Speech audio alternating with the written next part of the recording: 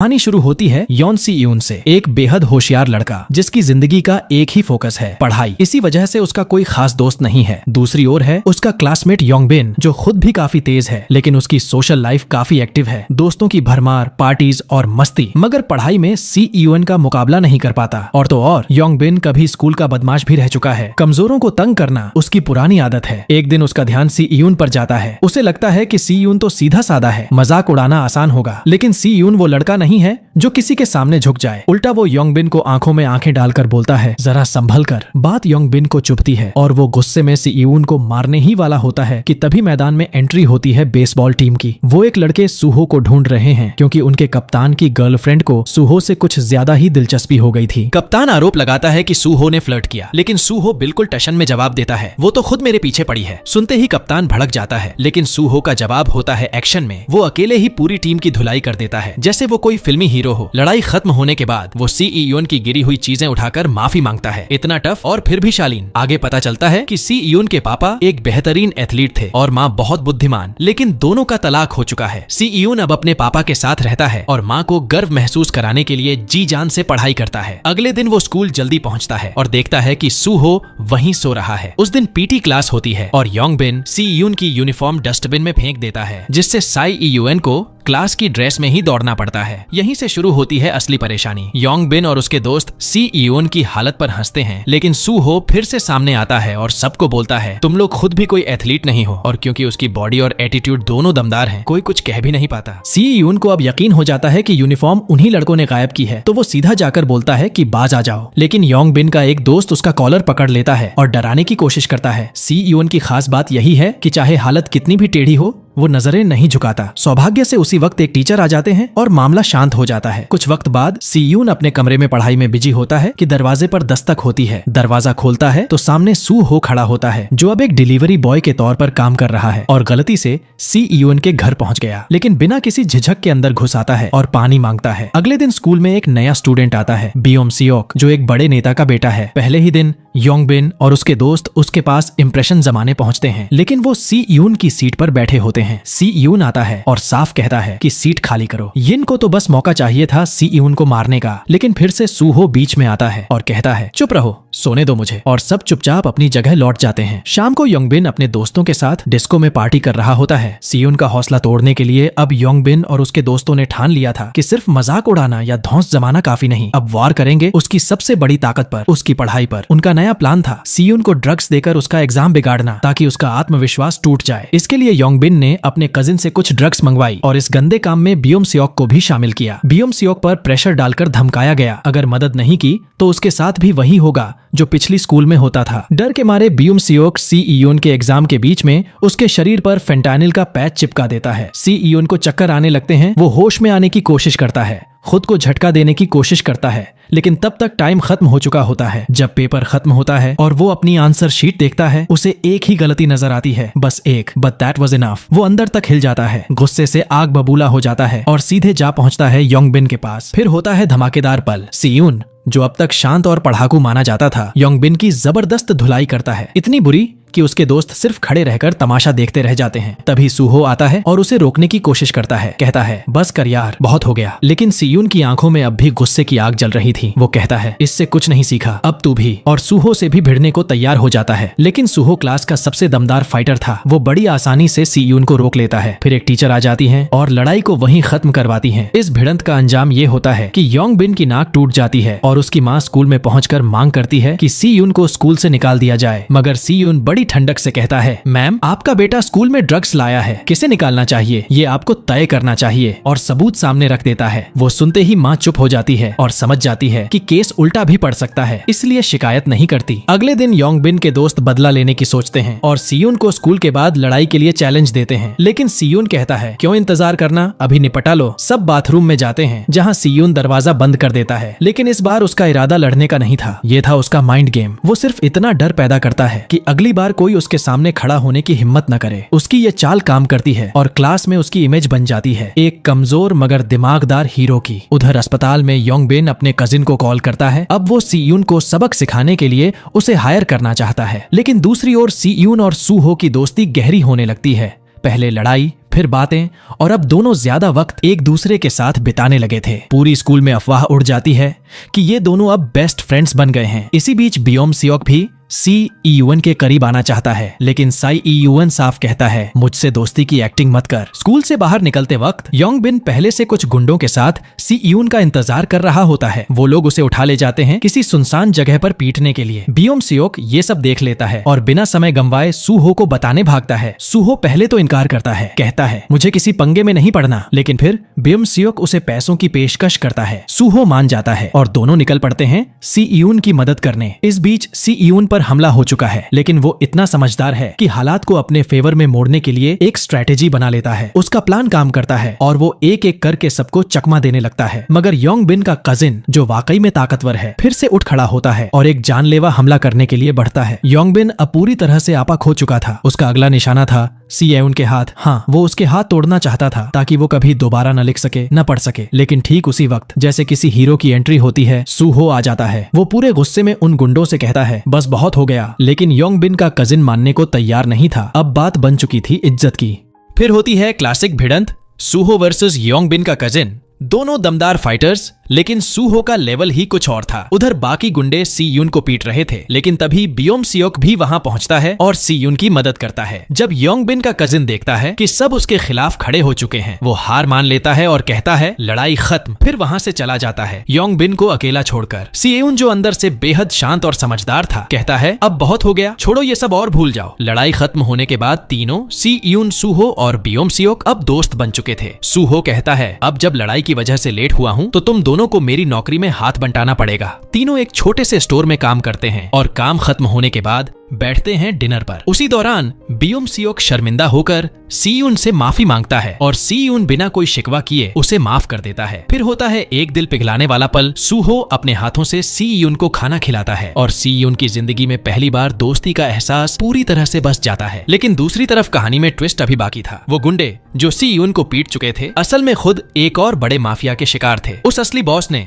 जिसे सब साइको कहते थे, जानबूझकर अपने ही एक आदमी का हाथ तोड़वा दिया ताकि उसे बहाना मिल जाए और फिर वो मांग सके 15 लाख का हर्जाना। सी यून और उसके दोस्तों के लिए अब ये सिर्फ लड़ाई नहीं, ब्लैकमेलिंग की जंग बन चुकी थी। अगली सुबह तीनों दोस्त एक साथ रिलैक्स करने के लिए मिलते हैं, लेकिन सी यून तो बिना पढ़े रह ही नहीं सकता, इसलिए जाने लगता है। तभी सूहो कहता है चल एक शर्त लगाते हैं, देखते हैं कौन किससे बेहतर है। शर्त में सूहो हारता है और सी यून खुशी खुशी घर की ओर निकल पड़ता है। लेकिन रास्ते में उसका सामना होता है उस गुंडे की बहन से, जिसने सी यून को पहले मारा था। वो सी यून को रोक कर कहती है चलो कुछ खा आते हैं, और फिर बोलती है मुझे तो रफ लड़के ही पसंद हैं। सी यून कुछ समझ नहीं पाता, लेकिन हाँ, वक्त अच्छा बीतता है। अगले दिन योंग बिन स्कूल आता है अपना सामान लेने, लेकिन जाने से पहले सी यून से रिक्वेस्ट करता है कि उसके साथ पार्किंग तक चले, क्योंकि वो एक डिक्लेरेशन देना चाहता है कि फेंटेनिल उसका नहीं था। सी यून मान जाता है, लेकिन उसे नहीं पता था कि ये सब एक चाल थी। पार्किंग में पहले से उस गैंग का बॉस बैठा होता है, जिसने पूरा गेम प्लान किया था। वो कहता है तुम लोगों ने योंग बिन को मारा है, अब उसका हर्जाना भरना पड़ेगा 15 लाख, और धमकी देता है कि अगर पैसे नहीं मिले तो हालात बहुत खराब हो जाएंगे, नहीं तो कर्ज लेना पड़ेगा, और जब चुकता नहीं कर पाओगे तो जिंदगी भर उसके लिए काम करना पड़ेगा। यही था उस गैंग का असली तरीका, लोगों को कर्ज के जाल में फंसाकर उनका इस्तेमाल करना। अगले कुछ दिन पूरे गैंग के लोग साई ईयून और उसके दोस्तों का पीछा करते रहते हैं, जिससे साई ईयून तंग आ जाता है। वो अपनी नई दोस्त से बात करता है, जो उसे पूरे गैंग के सिस्टम के बारे में बताती है। कहती है कि उस बॉस से उलझना अपनी बर्बादी को न्योता देना है। वो उसे समझाती है कि खुद की भलाई के लिए पैसा दे दो और इस पागल इंसान से दूर रहो। उधर बियोम सियोक, जो अब अपने दोस्तों के लिए कुछ भी करने को तैयार था, अपने पापा की घड़ी चुरा लेता है और उसे बेचकर 15 लाख का इंतजाम कर लेता है। लेकिन क्या पैसे देना ही हल है? सी यून की प्लानिंग अब अपने आखिरी पड़ाव पर थी। जब बियोम सियोक ने पैसे जुटा लिए, सी यून और बाकी दोस्तों ने फैसला किया कि उन्हें ये पैसे नहीं देने चाहिए, बल्कि सीधे पुलिस को बुलाकर इस पूरे गैंग का खेल खत्म करना चाहिए, क्योंकि अगर एक बार पैसे दे दिए तो फिर कभी पीछा नहीं छूटेगा। सी यून बताता है कि उसने सबूतों का लोकेशन ट्रेस कर लिया है, वो सब उस गैंग लीडर के घर में मौजूद है, बस पुलिस को वहां ले जाना होगा। लेकिन इस मिशन की शुरुआत सूहो करेगा। वो सबसे पहले उस क्रिमिनल के घर जाएगा और अपनी बेटिंग ऐप का आइडिया उसे बेचने की कोशिश करेगा ताकि उसका विश्वास जीत सके। फिर क्या था, प्लान तुरंत शुरू होता है। सूहो बताता है कि उसे उसकी ऐप के बारे में सब पता है और एक बड़ा ऑफर लेकर आया है, पूरी स्कूल को एक जुए के अड्डे में बदलने का ऑफर। वो क्रिमिनल इस आइडिया से इतना खुश होता है कि सूहो को अपने गैंग में शामिल करने को तैयार हो जाता है।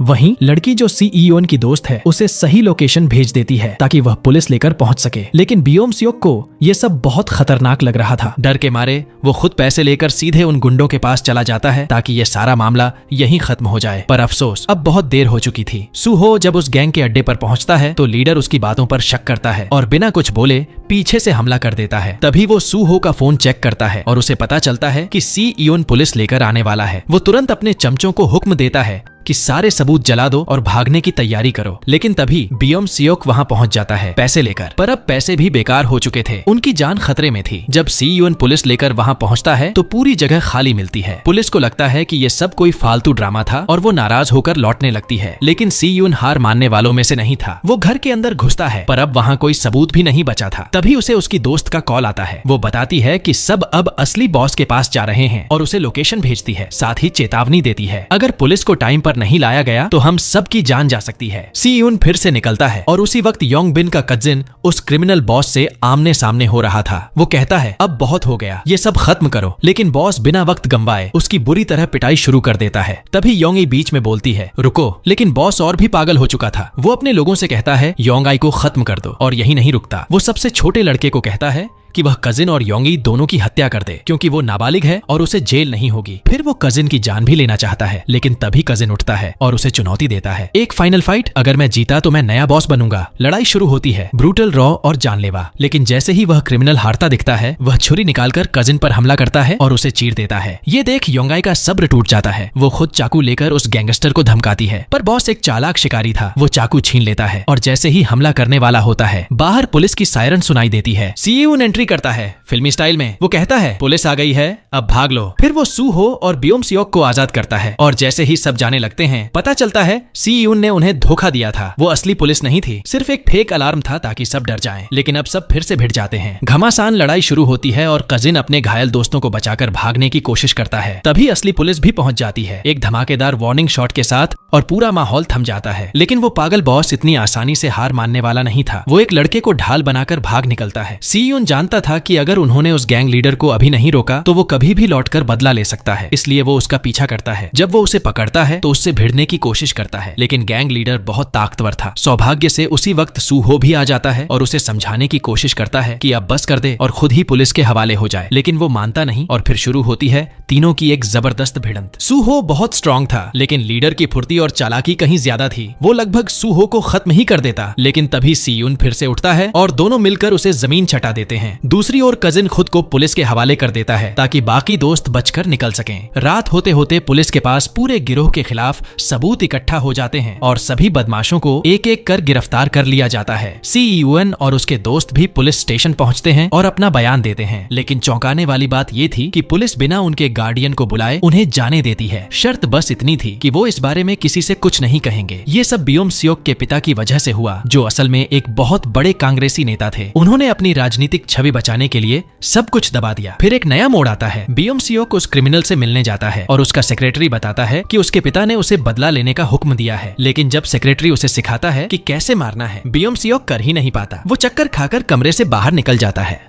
उधर अस्पताल में साई ईयूएन और उसकी दोस्त सूहो से मिलने जाते हैं। सूहो बताता है कि वो अब ठीक है और कल डिस्चार्ज हो जाएगा। फिर लड़की कहती है कि वो साई ईयूएन को डेट कर रही है इसलिए सूहो को ज्यादा घूरना बंद करना चाहिए। लेकिन सूहो सीधा बोल देता है ऐसा कुछ नहीं है। सीयून जब अपने घर पहुंचता है तो वहां कोई नहीं होता, इसलिए फिर से अस्पताल लौटकर सूहो और बाकी को खाना खिलाने पहुंच जाता है। सूहो थोड़ा घबरा जाता है और बोलता है तू मुझे डरा रहा है भाई, कोई इतना अच्छा कैसे हो सकता है। सीयून बस मुस्कुरा देता है। पर इस सब के बीच बियोम सियोक की हालत बदतर होती जा रही थी। उसे बेरहमी से पीटा जा रहा था क्योंकि सच ये था कि वो कांग्रेसी उसका असली पिता था ही नहीं। उसने तो बस अपनी पॉलिटिकल इमेज के लिए उसे गोद लिया था और अब जानवरों से भी बदतर सलूक कर रहा था। अगले दिन स्कूल में बियोम सियोक की पॉपुलैरिटी अचानक बढ़ जाती है क्योंकि अब सबको पता था कि जिन क्रिमिनल्स को पकड़ा गया है वो उसी के कारण हुए। लेकिन जब उसके दोस्त उसे योंगी के बारे में बताते हैं तो उसे लगने लगता है कि वो धीरे धीरे उसे रिप्लेस कर रही है। जब वो सूहो का इंस्टाग्राम चेक करता है तो उसे जलन होने लगती है। जल्द ही उसे पता चलता है कि सूहो का बर्थडे आ रहा है और योंगी उसके लिए पार्टी प्लान कर रही है। लेकिन बियोम सियोक कह देता है कोई जरूरत नहीं है। जैसे जैसे दिन बीतते हैं उसे लगता है कि योंगी उसके दोस्तों को उससे छीन रही है। जब वे लोग कराओके जाते हैं तो बियोम सियोक जरूरत से ज्यादा कोशिश करता है सबका ध्यान पाने के लिए, पर नतीजा उल्टा होता है। उसी दौरान उसकी मुलाकात उसके पुराने क्लासमेट्स से होती है जो उसे पहले बुली करते थे। डर के मारे वो वहाँ से भाग जाता है। जब वो बाकी दोस्तों के पास लौटता है तो गुस्से में योंगी पर भड़क उठता है, क्योंकि उसे लगता है कि उसने जानबूझकर बदमाशों को उसका पता दिया था। वो उसे मारने तक को तैयार हो जाता है, लेकिन उसके दोस्त योंगी का साथ देते हैं। इससे वो और भी ज्यादा भड़क उठता है और तभी वो गुंडे फिर से आ धमकते हैं। इस बार वो बियोम सियोक को उठाकर ले जाना चाहते हैं, लेकिन सी यून डटकर खड़ा हो जाता है और कहता है, दफा हो जाओ यहाँ से, उसे अकेला छोड़ दो। और अगले दिन बियोम सियोक इस वक्त बुरी तरह चिढ़ा हुआ था। उसे बस किसी पर भी गुस्सा निकालना था, लेकिन क्लास के बाकी लड़के उससे डरते नहीं थे, क्योंकि असली ताकतवर तो सू हो था। फिर भी वो सबको मारने की धमकी देता रहा। तभी सूजे आता है उसे शांत करने, बट हालात उल्टे हो जाते हैं और दोनों के बीच बहस शुरू हो जाती है। अगले 2 दिन बियोम सियोक स्कूल ही नहीं आता, जिससे उसके दोस्तों को चिंता होने लगती है। फिर सी यून और बाकी लोग उसे ढूंढते हुए उसके घर पहुंच जाते हैं। बियोम सियोक चौंक जाता है, बट दिल ही दिल में खुश भी होता है कि उसके दोस्त उसे देखने आए। जब उससे पूछा जाता है कि वो ऐसा क्यों कर रहा है, तो बियोम सियोक टूट जाता है। वो बताता है कि पिछली स्कूल में उसे बहुत बुरी तरह बुली किया गया था और कुछ कर नहीं पाया, क्योंकि उसके पिता ने साफ मना किया था कि वो कोई तमाशा ना करे। ये सुनकर सूहो उसे कहता है कि उन बदमाशों को कॉल कर वो खुद उनसे माफी दिलवाएगा। जब वो सब कराओके में मिलते हैं तो पहले तो वे माफी मांगने से मना कर देते हैं, उल्टा उसे फिर से धमकाने लगते हैं। लेकिन तभी सूहो एकदम से सामने आता है और उन्हें मजबूर करता है कि बियोम सियोक से माफी मांगे। पर बियोम सियोक को सिर्फ माफी नहीं चाहिए थी, उसे बदला चाहिए था। वो खुद उन्हें मारना चाहता था, लेकिन सी यून और दोस्तों ने कहा कि ये सब हद से बाहर जा रहा है। बियोम सियोक बिल्कुल बेकाबू हो चुका था। सूहो उसे कमरे से बाहर खींच ले जाता है। वहाँ दोनों में जबरदस्त बहस होती है। बियोम सियोक गुस्से में कहता है कि हम कभी दोस्त थे ही नहीं, और फिर उसे पैसे ऑफर करता है उस बदमाश को पीटने के लिए। ये सुनते ही सूहो का गुस्सा फूट पड़ता है और वो उस पर हमला कर देता है। बीच बचाव के लिए सी यून को आना पड़ता है। इसके बाद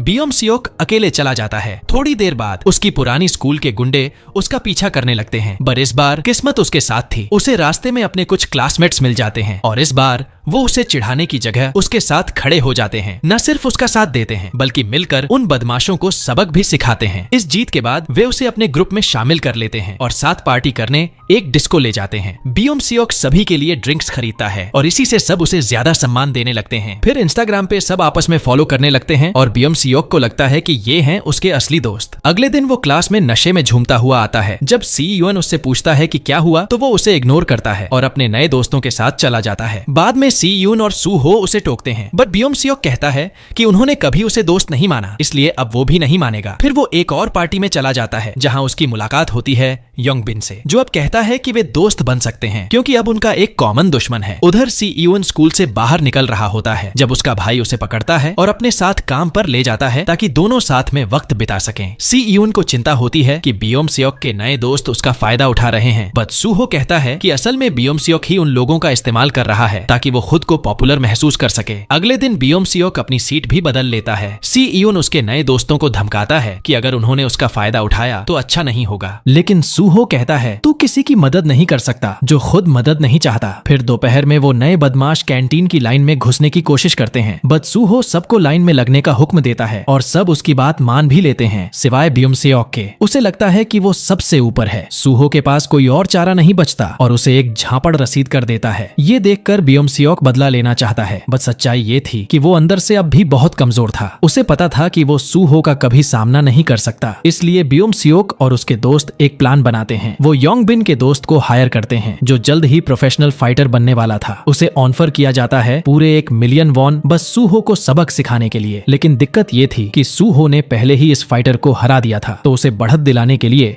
बियोम सियोक और उसके दोस्तों ने सूहो की बाइक के ब्रेक काट दिए ताकि वो हादसे में घायल हो जाए और ढंग से लड़ ना पाए। सूहो को अंदर ही अंदर समझ आ गया था कि इसके पीछे कौन है, बट वो सी यून को टेंशन नहीं देना चाहता था, इसलिए उसने ऐसे किया जैसे उसे कुछ पता ही नहीं। थोड़ा वक्त बीतता है और आ जाता है सूहो का बर्थडे। यही वो दिन था जब बियोम सियोक और उसके दोस्त सूहो को पीटने की प्लानिंग कर रहे थे। बियोम सियोक उसे कॉल करता है, बट सूहो ने उसे पहले ही ब्लॉक कर रखा था, इसलिए बियोम सियोक अब योंगी को कॉल करता है और कहता है कि वो सब दोस्तों से फिर से मेलजोल करना चाहता है और सूहो को एक गिफ्ट देना चाहता है, बट इसके लिए उसे योंगी की मदद चाहिए। योंगी जो चाहती थी कि सब फिर से दोस्त बन जाएं, इस झांसे में आ जाती है और मान जाती है, लेकिन असल में ये सब एक बहुत बड़ी साजिश थी। फिर एक मैसेज सूहो को भेजा जाता है, बट सबसे पहले वो सी यून के हाथ लग जाता है। वो पूरा मैसेज डिलीट कर देता है और सू हो से कहता है कि वो आराम से खाना खाए, वो थोड़ी देर में कुछ काम निपटा कर आएगा। जब सी यून उस जगह पहुंचता है तो वो पूरे एरिया का एनालिसिस करता है और एक स्ट्रेटेजी प्लान करता है ताकि वक्त आने पर वहां से सुरक्षित भाग सके। फिर वो उन गुंडों के पास जाता है जिन्हें साई यून की जगह सू हो की उम्मीद थी। उसे देखकर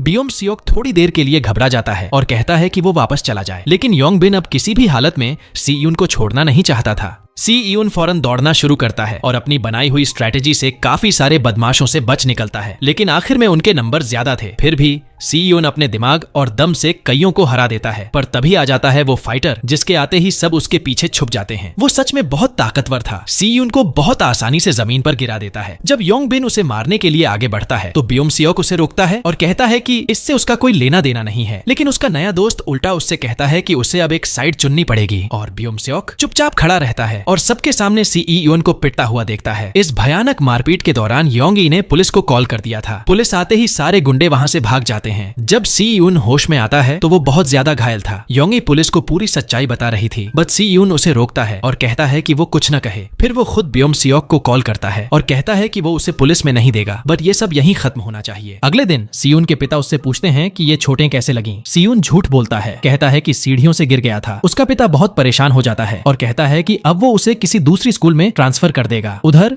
सूहो को चिंता होने लगती है क्योंकि स्कूल का सबसे होशियार लड़का सी यून 2 दिन से स्कूल ही नहीं आया था। वो सी यून के घर पहुंचता है बट कोई दरवाजा नहीं खोलता। अब उसकी चिंता और बढ़ जाती है। अगले दिन सूहो बियोम सियोक के दोस्तों से कहता है कि उन्हें उसकी बाइक की मरम्मत का खर्च देना होगा। डर के मारे वो सब मान जाते हैं। फिर सूहो उन सबको पकड़ता है और जोरदार तरीके से मारता है ताकि वो सब सच उगल दें। जब उसे सब कुछ पता चलता है तो वो सीधा योंगाई के पास जाता है और पूछता है कि सी यून किस अस्पताल में है। योंगी बताती है कि उसे डिस्चार्ज कर दिया गया है, बट साथ ही चेतावनी देती है कि वो कोई बेवकूफी ना करे क्योंकि सी यून ने ये सब कुछ सिर्फ इसलिए सहा ताकि कोई और लड़ाई न हो। इसके बाद सूहो अपने दोस्त सी यून के घर पहुंचता है और सी यून ऐसे पेश आता है जैसे कुछ हुआ ही नहीं। लेकिन सूहो अपने दोस्त से अलविदा कहने गया था क्योंकि उसने तय कर लिया था कि वो रात को उन गुंडों से लड़ाई करेगा। दूसरी तरफ बियोम सियोक से बात करता है और कहता है कि वो उसे वही देगा जो वो हमेशा से चाहता था। बियोम सियोक फौरन अपने फाइटर को कॉल करता है और कहता है टाइम आ गया है सूहो को खत्म करने का। उसी वक्त योंगी कॉल करती है सी यून को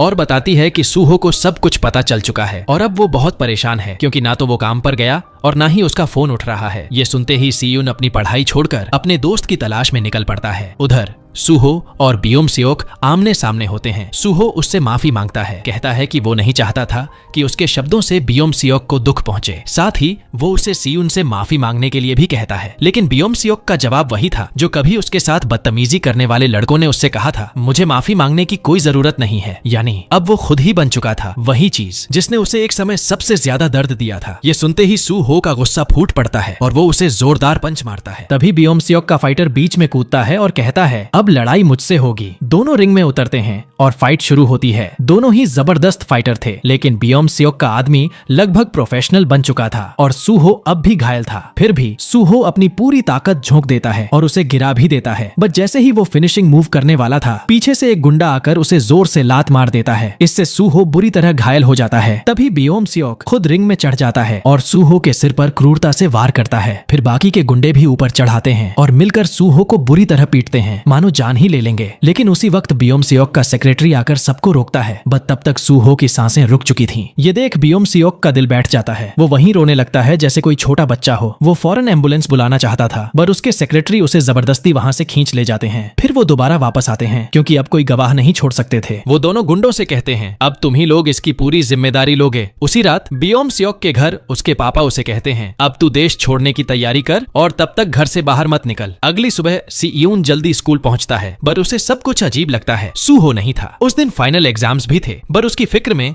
साई यूएन का पूरा पेपर बिगड़ जाता है। फिर उसे असली सच्चाई पता चलती है, सूहो कोमा में है। बियोम सियोक के सेक्रेटरी ने ऑफर दिया है कि वो सारे मेडिकल खर्च उठाएंगे, बट इसके बदले उसकी दादी को कुछ पेपर्स पर साइन करने पड़े ताकि वो लोग कानून से बच जाएं। अपने दोस्त को उस हालत में देखकर सी यून खुद को बहुत दोषी मानता है। पूरा दिन वो उसके पास बैठा रहता है। योंग ई उसे समझाती है कि अब घर जाओ, अभी और एग्जाम्स बाकी हैं। बट अब सी यून के लिए पढ़ाई बेमतलब हो चुकी थी। अब तो बस एक चीज थी, बदला। अगले दिन वो सीधा योंगबिन के स्कूल पहुंचता है और उसे जोरदार हमला कर देता है। फिर उसे धमकी देता है, बता वो फाइटर कहाँ है जिसने सूहो को मारा। योंगबिन वैसे भी डरपोक था, सब कुछ उगल देता है। इवन वो वीडियो भी दिखाता है जिसमें सूहो की बेरहमी से पिटाई हो रही थी। उसी वक्त योंगी पहुंचती है ब्योम-स्योक के घर और कहती है, तू डरपोक है कायर। लेकिन ब्योम-स्योक उल्टा उसे ही दोष देने लगता है, अगर तू हमारे बीच नहीं आती तो कुछ भी नहीं होता। सीयून सीधा पहुंचता है उस जिम में जहां वो फाइटर ट्रेन करता था। वो उसे चुपचाप पीछे से अटैक करना चाहता था, लेकिन फाइटर के रिफ्लेक्सेस गजब के थे। वो आसानी से उसका वार टाल देता है और मुस्कुराकर कहता है, तू बहुत ही कमजोर है मेरे लिए, घर जा, स्कूल की घंटी बजेगी तुझसे पहले। लेकिन सीयून आज कुछ और ही ठान कर आया था, उसे अपने दोस्त का बदला लेना था। वो वही स्टाइल अपनाता है जो उसके भाई ने उसे सिखाया था। शुरुआत में फाइटर भारी पड़ता है, बट सीयून की सबसे बड़ी ताकत थी उसका दिमाग। वो हर बार कोई ना कोई तरीका निकाल ही लेता था और आखिरकार वो फाइटर को जमीन पर गिरा देता है। अब फाइटर उससे रहम की भीख मांग रहा था, बट सीयून को रहम नहीं बदला चाहिए था। वो उसका टखना तोड़ देता है, सिर्फ उसकी हड्डी नहीं, उसकी प्रोफेशनल करियर भी वहीं खत्म कर देता है। उधर स्कूल में ब्योम-स्योक का बाप खुद पहुंचा होता है, ये देखने की कहीं किसी ने कुछ बोला तो नहीं, बट टीचर लोग वैसे ही बिके हुए थे, सब उसके इशारों पर चल रहे थे। तभी अचानक एग्जाम के बीचों बीच साईयूएन क्लासरूम में घुसता है, हाथ में फायर एक्सटिंग्विशर और आंखों में आग, और वो शुरू हो जाता है एक एक कर सारे गुंडों को वहीं धो देता है। फिर वो सीधा जाता है ब्योम-स्योक के पास और कहता है, ये सब तेरी वजह से हुआ है। ब्योम-स्योक चुपचाप मान जाता है, हाँ सब मेरी गलती है, मुझे मार दे। लेकिन सीयून उसे नहीं मारता क्योंकि वो जानता था कि गिल्टी कॉन्शियंस उससे बड़ी सजा कोई नहीं। फिर जैसे ही टीचर्स उसे रोकने आते हैं, सीयून अपनी नंगी मुट्ठी से शीशा तोड़ देता है और गरज कर कहता है, मेरे रास्ते से हट जाओ। अब सीयून अंदर से पूरी तरह टूट चुका था। वो सीधा जाता है सूहो के पास और थकावट से वहीं सो जाता है। सपने में सूहो उससे कहता है, तू सच में पागल हो गया है। सीयून रोते हुए माफी मांगता है, बट सूहो मुस्कुराकर कहता है, ये तेरी गलती नहीं है। कुछ समय बाद ब्योम-स्योक को देश से बाहर भेज दिया जाता है क्योंकि अब उसका बाप भी उसे अपने पास नहीं चाहता था। योंग-आई को भी बेहद पछतावा था, इसलिए वो भी सबकी जिंदगी से गायब हो जाती है। ब्योम-स्योक का बाप कोशिश करता है कि सीयून को सबका दोषी ठहराकर उसे सुधार गृह भेज दे, बट सीयून के पास सबूत था, वो वीडियो जिसमें सब कुछ रिकॉर्ड हुआ था। मजबूरी में ब्योम-स्योक के बाप को पीछे हटना पड़ा और सायून को एक नई स्कूल में ट्रांसफर किया गया। एक नया शहर, एक नई शुरुआत। लेकिन जिस स्कूल में उसका एडमिशन हुआ, जॉन डॉन पो स्कूल, वो स्कूल कम और एक अंडरग्राउंड फाइट क्लब ज्यादा लगता था। पहले ही दिन वहां की हवा में तलखी थी, लेकिन सीयून अब पीछे हटने वालों में से नहीं था। तभी एक स्टूडेंट उससे भिड़ने आ गया और सीयून तैयार था। तू चाहता है फाइट, तो चल फिर। और यहीं खत्म होती है ये कहानी। याद रखिए, ये तो सिर्फ पहला सीजन था और सीजन 2 का वीडियो बहुत जल्द आने वाला है, इसीलिए चैनल को सब्सक्राइब करना और बेल आइकन दबाना बिल्कुल मत भूलिए। अगर आपको ये रिकैप पसंद आया हो तो वीडियो को लाइक जरूर कीजिए। मिलते हैं अगले धमाकेदार वीडियो में।